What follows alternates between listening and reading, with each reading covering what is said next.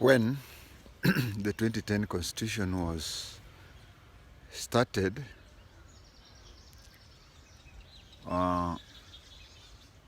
it is my opinion that the part that deals with the law enforcement agencies was unfair. No police officer was asked to present his or her views, and even if they were asked, police officers worldwide would have just come and said, our role is law enforcement. So you make the laws, then we come to enforce. On the other side of the coin, the human rights were given more than their fair share of roles. They overplayed it. They targeted the president's office. And coming in closely, second was the police services. It is like this. A crook is somewhere, anasumbua watu. The human rights will turn to the police and say, watu wanaumia. But if the police turn against that crook, again the same human rights will come and say, that crook's human right affairs are not taken care of. So, I do not know when the Constitution will be amended, but when it will be amended, I wanted to put in my input as a former senior police officer. Within the police service itself, the first Inspector General, Mr.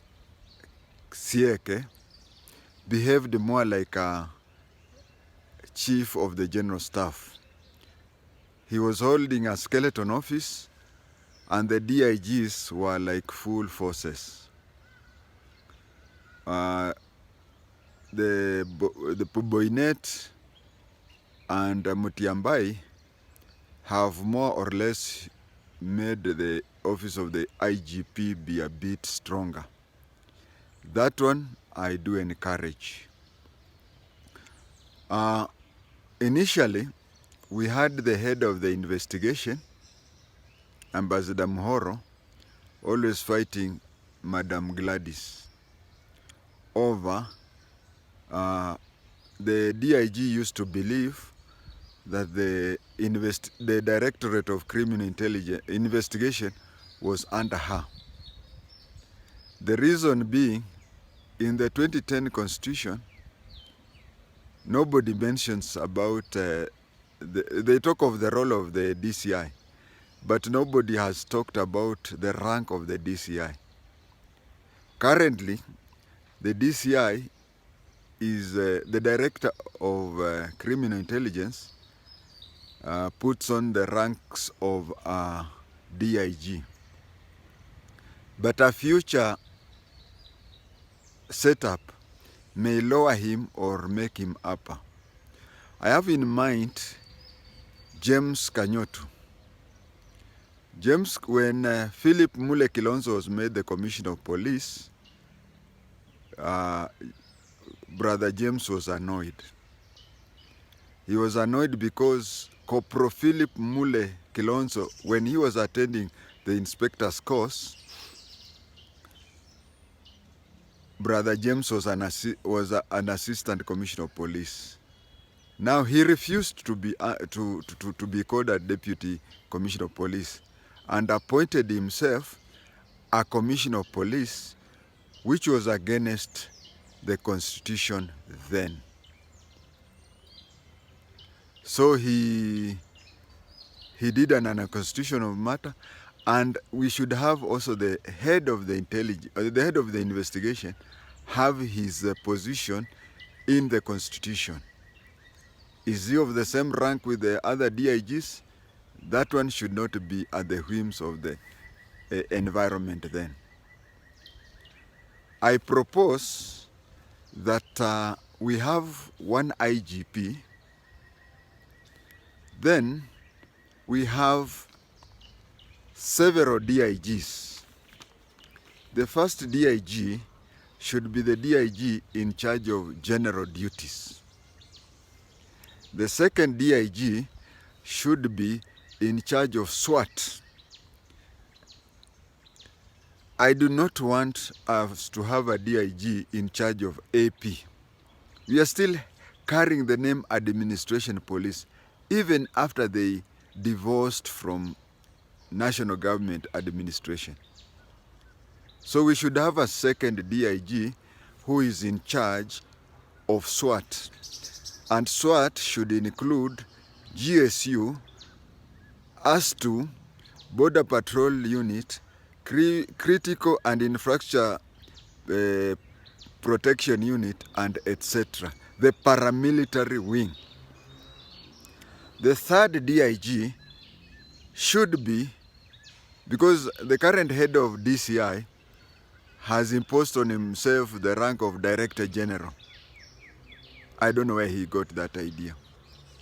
But the third DIG should be in charge of National Bureau of Investigation. That is where now the current DCI or the former CID should be under. DIG of National Bureau of Investigations.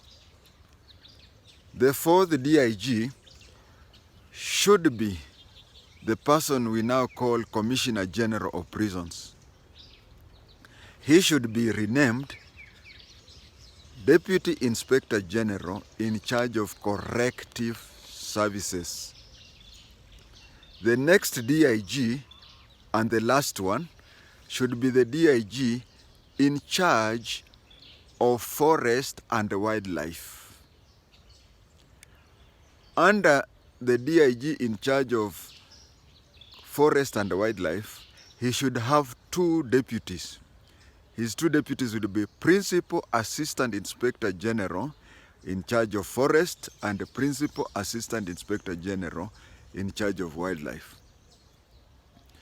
In the office of the Inspector General, we should have a Principal Assistant Inspector General in charge of training. This is the person who will be coordinating. We have somebody. When we had the Kenya Police Force, we had somebody at Vigilance House who used to be called the Director of Studies. He was of the same rank as the person who was in Kiganjo. Now this person should be transferred to the office of the IGP. This Principal Assistant Inspector General will coordinate all educational matters internally and externally. Because we have police officers who attend courses abroad or even in our universities on matters that have got to do with criminology. He will, all colleges, Kiganjo, Embakasi, name it, South Sea, they will all be answerable to him. That is my suggestion on how we can amend the police at the national level.